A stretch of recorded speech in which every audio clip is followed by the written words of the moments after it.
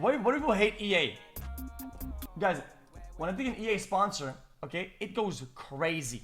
Okay, it's like I'm printing money. But people hate them. Why? I guess we're about to find out now.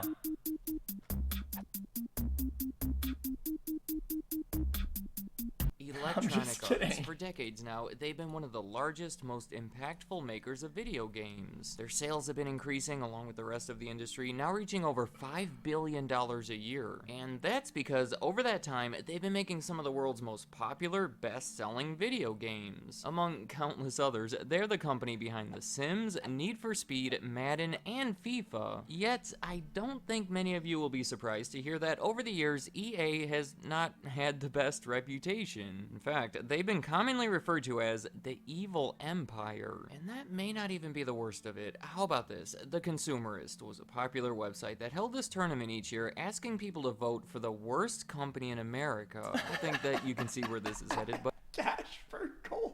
But in 2012, 250,000 people cast their vote for EA, making them the winner. They beat out some tough competition too. Those brackets contained airlines, retail stores, banks, so many people were surprised at the time when a maker of something fun like video games took the title. And they were actually a two-time winner. They won that same tournament the following year as well. Further evidence of the hatred is a full 6 years later, they were included in USA Today's list of America's top 20 most hated companies. And right here on this channel. Guys, but here I thought that if you're hated, it means that your ESG score is bad, and BlackRock China is taking a wearable cage. What? 20 most That's hated what companies. I thought. And right here on this channel, as recent as 2020, I started this series profiling the most hated companies, and on every one of them, EA is talked about all over the comments. This right here has actually been one of my most requested videos since the start of that series. So today, I want to identify some of the major reasons behind that hatred. Just to be clear, I'm not trying to convince anyone of anything. I have no personal agenda against them, but I do recognize that they are disliked by many people, and I want to talk about why. Electronic Arts was founded by Trip Hawkins in what I would consider to be the early days of home video games. And I have to say that even before EA existed, this was a person with an impressive resume. He had graduated from Harvard, received an MBA from Stanford, and went on to become one of Apple's first 50 employees in the late 1970s. After 4 years at Apple, he left the company with the intention of starting his own business from home, where he would make and sell video games for home computers.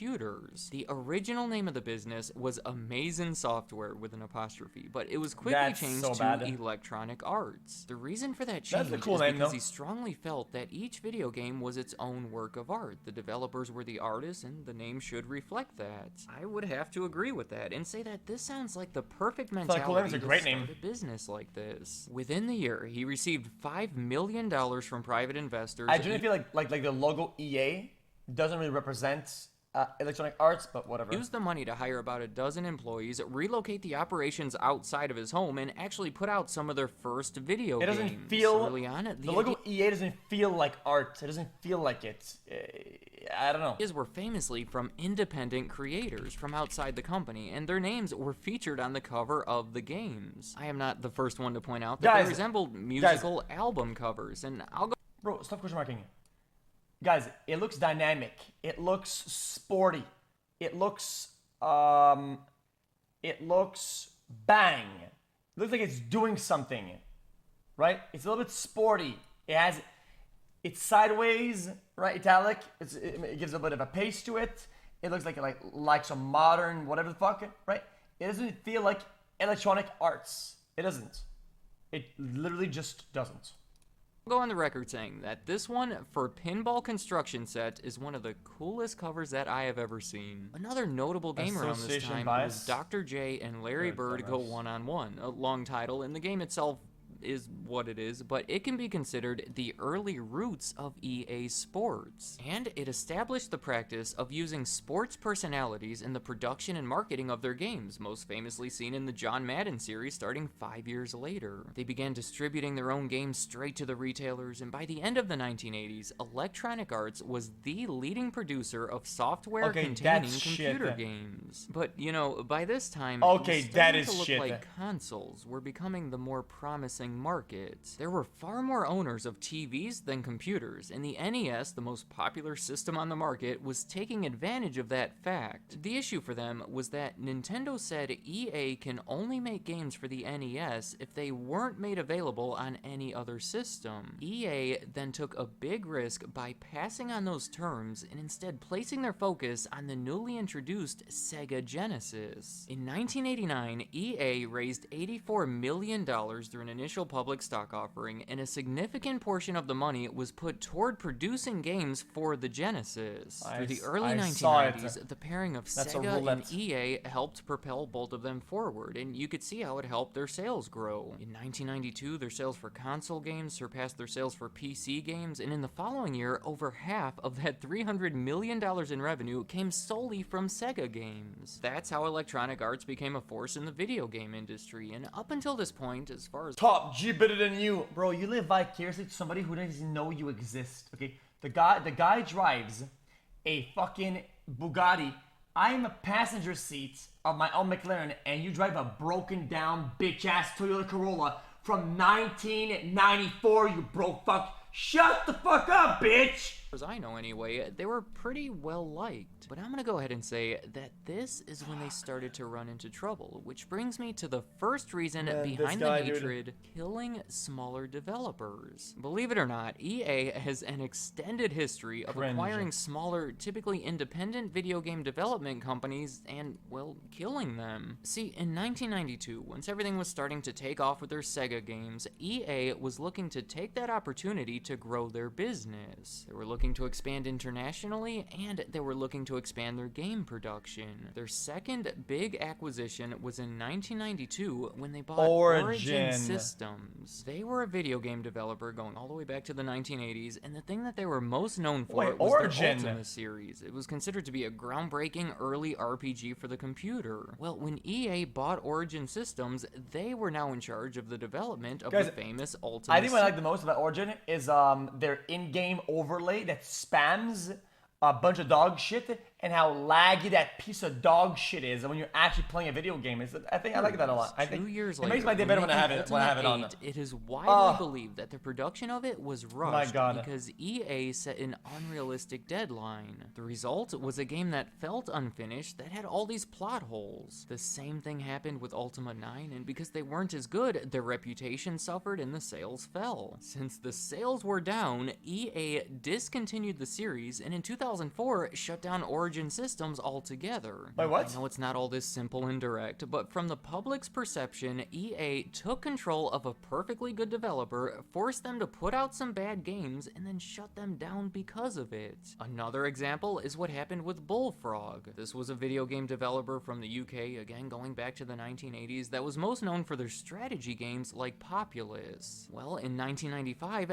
they were bought by EA. They even put out a successful game called Dungeon Keeper under their control, but by 2001, Bullfrog no longer existed because they were merged into EA UK. Again, there's stories of rushing games, but here, the biggest issue may have been the culture shock for Bullfrog. EA turned the whole thing into more of a professional operation, and the new environment may have hindered their creativity. But either way, the fact remains that EA bought a promising, successful game developer, and 6 years later, they were effectively shut down. I won't keep going through the same story over and over, but a third major example is Westwood Studios, yet another game developer going back to the 1980s that was best known for their Command & Conquer series. Oh, damn. They were bought by EA as part of a larger deal valued at $122 million in 1998, and 5 years later, they shut down when EA consolidated some of their studios. There are many more examples of this, but we could see the pattern here. Do you know that book, Of Mice and Men? Lenny loved those rabbits, but he would accidentally kill them by hugging them and petting them too hard. That's what I think was happening here. EA wanted those developers to do so well that they would try to adapt them to their own proven system. It involved setting aggressive deadlines and introducing a comparatively strict and more professional corporate culture. But their attempts to make things better ended up backfiring. They stressed everyone out and hindered creativity. And I want to point out that this is such a contrast to how they started. They are called Electronic Arts, yet they really seem to undermine the artistic aspect of it. Trust me, the whole video could be about this, but I need to move on to the second reason, because it's probably the most relevant one today.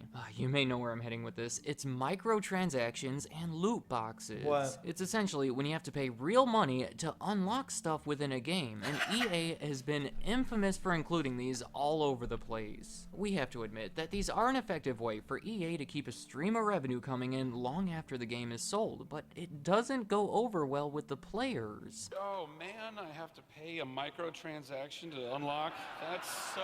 I'm sure many of you know about these all too well, so I'll just skip to the big one. I'm talking about Star Wars Battlefront 2. Back in 2017, before it was ever even officially released, it received unprecedented backlash from the gaming community because the loot box system within the game was designed to give the player significant gameplay advantages, essentially making it pay to win, and nobody wants. Okay, that's even worse though. That's like gambling pay to win.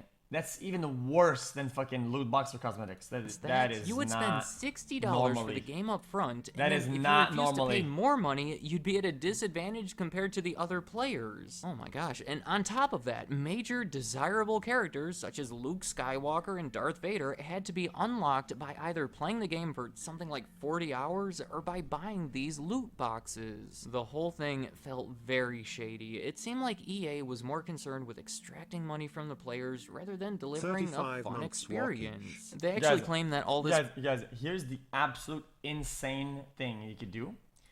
When there's a pay gate for something, you don't buy it. was in place to provide players with a sense of pride and accomplishment for unlocking heroes, but that didn't go over well either. It was Holy- actually said in a Reddit comment that soon became Reddit's Something that's dumb, you don't agree with the price, do not buy. downvoted comment of all time. Disney is the owner of Star Wars, and even they took issue with it. Jesus, the man. necessity of those loot boxes to play the game properly was promoting gambling to the players, and just the whole backlash was turning into negative publicity for Star Wars. What do And you it looks mean? like that My right chat there says may it's have not been the gambling. final They say straw it's that buying made EA stuff. finally fix some of these issues with the game. My final reason behind this hatred is admittedly smaller than the last two, but I think it's worth mentioning. Exploiting employees. And for this, I'm mostly referring to these class action lawsuits that they settled in 2006 concerning overtime pay. The whole thing started in 2004 when someone made a post on a blog about how their spouse was working at EA for 13 hours a day, 7 days a week. I mean, that's more than 90 hours a week. The post received a lot of attention, and numbers. it led to two separate class action lawsuits filed by the artist and the programmers that were both settled for around $15 million in 2006. In addition, they also changed it so that 200 of their employees would be eligible for overtime pay. So there we have Wait, it. what? 3 separate reasons behind the hatred that aren't entirely different from each other. I would summarize all of this by saying that many of the EA customers and the gaming community in general feel that EA is more concerned with making money than anything else. It seems like they see their customers as nothing more than a walking bag of money, and their employees are nothing more than just a way to get that money from them. Again, I'm not weighing in either way whether this is the case or not because I don't know, but things like these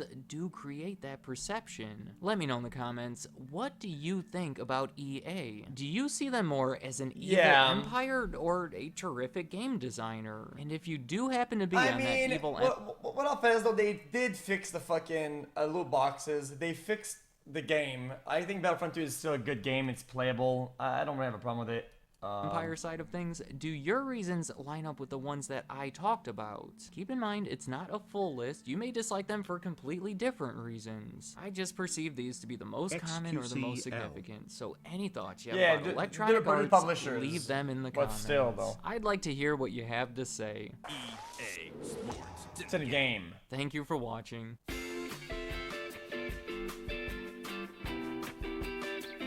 EA Sports. It's in a game. This mess